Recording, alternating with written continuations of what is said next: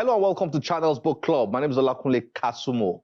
Last week, we showed you the first part of an interview, a conversation with Dele Ogun, the author of this book with an intriguing title, A Slave Ship Called Jesus. Like I explained last week, John Hawkins, the English slave trader, had come to Africa and taken slaves away. Queen Elizabeth I, who saw that his business was successful, thrived, decided to then lease him a ship for his second expedition. Basically, Queen Elizabeth I got into the business of slave trading by giving John Hawkins a ship that was called Jesus of Lubeck. That ship was the one used by John Hawkins for his second expedition, and it marked the introduction, the formal introduction of England into the very, very horrible business of slave trading. Well, it's a history that we have to learn, very important. For over 400 years, our people were taken away and turned into slaves in the Americas. How much are we teaching that history? In Dele Ogun's book, he explores that important history, the story of the slave trade that happened in Africa, the story of the abolition of slave trade, the link between slave trade and colonialism, etc., etc. I'll leave Dele Ogun to continue to explain this very important theme and introduce us to his book, A Slave Ship Called Jesus. Enjoy this. Dele Ogun is a historian, publisher, lawyer, speaker, and author. Ogun joins Channel's Book Club to discuss his latest book, A Slave Ship Called Jesus.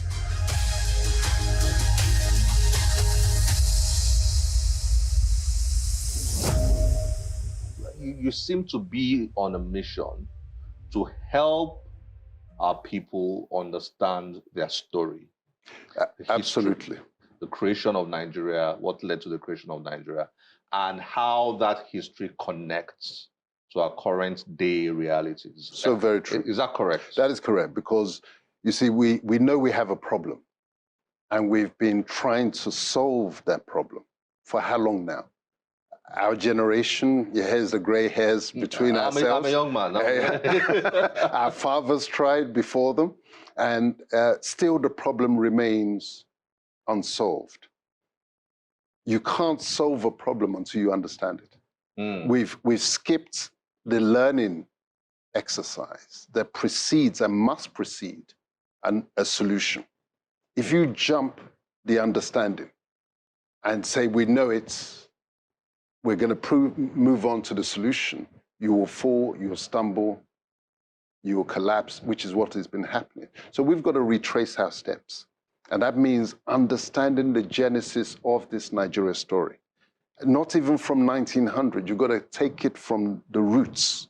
And so that is the exercise that I've taken upon myself to say, help our people to understand it. Others will come with the solution. I think I've got part of the solution, but a real solution will be implemented by others. But the void, which is the understanding, especially in a country where they decided not to teach history.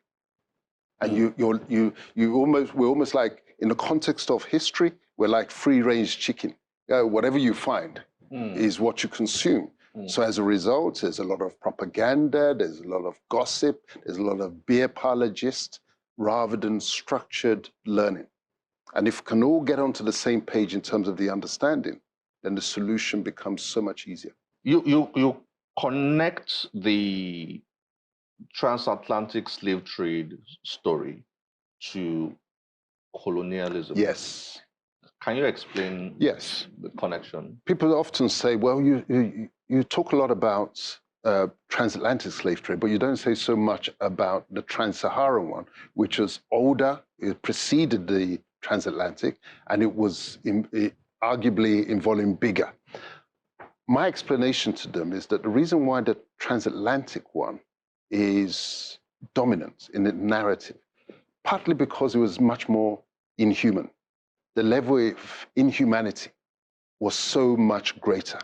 But the second aspect, vital aspect, is that preceded and led to colonization, because these unfortunates were not being taken to Britain. They were being taken to islands in the Caribbean that had been taken off the indigenous peoples in those lands. And then even when abolition came, what was the next move? Because at the end of the American War of Independence, both sides, the British and the American settlers, had enlisted the enslaved Africans to fight for them, each giving them the promise, fight for us. When we win, we will free you. So at the end of the war, there was a huge pool of Africans who were now trained in the forbidden way. Forbidden in the sense that the essence of the slave trade was that you don't teach the Africans how to use weapons. Now, for their own short-term interests, they had trained this large body of Africans in the use of weapons, who had now had experience in killing whites, white slavers, etc. So they weren't going to keep them around. What did they then decide to do? They decided to export them. Where to? Back to Africa. So this is how Sierra Leone was created as the first colony for the British. 1808. 1808, and the Liberia was created by the Americans. But the Americans stopped there. They already had the expanse of America to digest, and they were busy digesting that. The British, having lost America now, saw Sierra Leone as the launch pad, stepping stone for the colonization of the whole of West Africa. And the French now joined them in the race. So you see how there was an immediate transition from slavery, abolition, colonization, to Nigeria. The story of Nigeria. Yeah. That's the story of Nigeria. That is our story. And is no point just to the extent that we say we have some knowledge of Nigeria's story, we start in 1900. No, you can't start there. Start in 1900. Oh, most people start in 1960. Oh, look at that. And then a few others start from 1914. Amazing. The amalgamation of Nigeria. Amazing. Very few people start before 1914. You've got to start from the beginning of the interaction, because a lot of the influences from that beginning carried fruit. The influences of the volume of alcohol that was poured into this country, the volume of weapons that was poured into the country. This was the genesis of casual killings. This was the genesis of irresponsible governance, because a lot of the coastal chiefs who, if they were sober, would not engage in the trade. They were plied with full-strength alcohol. When I was in, I'll make you laugh, when I was in on a tour of the Caribbean, not a Caribbean cruise, we went to some of these rum factories, and you were able to sample, because I had read that the strength of the rum that was being supplied to these coastal peoples was 80% proof. 80%? 80%. So while I was in the Caribbean, I had the opportunity to sample a rum of 80%. My goodness. Just a little sip of the thing, your ears immediately on fire, there was sensation in your ankles. Wow. So you can imagine that it was like opium as it damaged the people of Hong Kong and South China that was forced upon them. The alcohol absolutely debilitated our people, such that the society then becomes dysfunctional. Imagine the people who were fearful of their own gods, Elidumare, etc. And all of a sudden, this full-strength, high-strength poison is being poured in. Mm.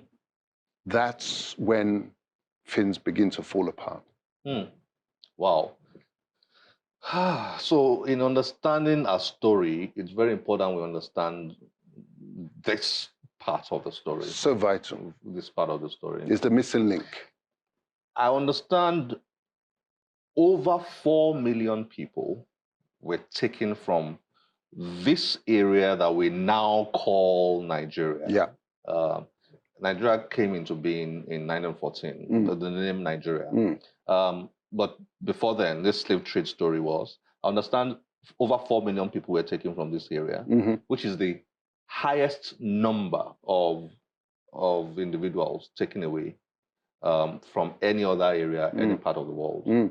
So this history should be our history. I mean, nobody should be telling this history more than us. It is for us to tell it. It's our story. We didn't initiate it. Yeah. It was brought to us and imposed upon us, but it became us because it so changed our social norms, as our conduct and relations with each other, even to this day. If you look at the relationship, for example, between the Shekiri people and the Yoruba people, because the Shekiri were more coastal people, they got the first kiss from the slavers. So in the first round, they would have been kidnapped. And then the slavers changed their formula to now enlist some of the Shekiri, for example, supply them with the weapons in order to go after the Yorubas. And then that tension subsists onto this day. Similarly in Yoruba land, similarly in the East, and similarly in the North, because the Fulani were active in the slave trade in terms of intermediaries, the supply of houses, etc. So we were all messed up by this experience, and we need to understand the story. That Nigerians, if you don't have context, you begin to think there's something wrong with us as a people, because there's no rational explanation for what is going on. But once you get to the tail of the story, you can then follow the logical thread through, and then you can begin to make the necessary social and political adjustments in order to stabilize the situation and enable us to move forward. Well, I suspect you will get some pushbacks from pushback for this book. I always look forward to pushback. You will get some. Especially when we do not. I think we need to improve on, the way we take in information and analyze information, set sentiments aside, and just look at the figures, the numbers, the data, the facts, and then, form your own conclusions from them. I think that's the attitude we need. But if we don't do that, then we'll have a lot of problems with people like you. Well, we need to learn from the British, because I'm a member of a group in London, a committee. I was invited by virtue of the work that I did on this book to a membership of a committee called the 1833 Commemoration Committee, because 1833 was the year of British abolition of slavery. And it was the British who alerted me to the fact that the bicentenary of abolition is just around the corner. In 2033. 200 years. Yes, 200 years.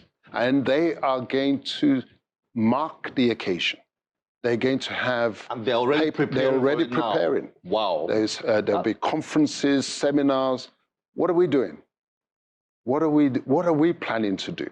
This is, unfortunately, part of our history. We can't get away from it. It happened, and we need to understand what happened, how it happened, the consequences, the legacies, and the lessons to be learned from it, to avoid us repeating this again.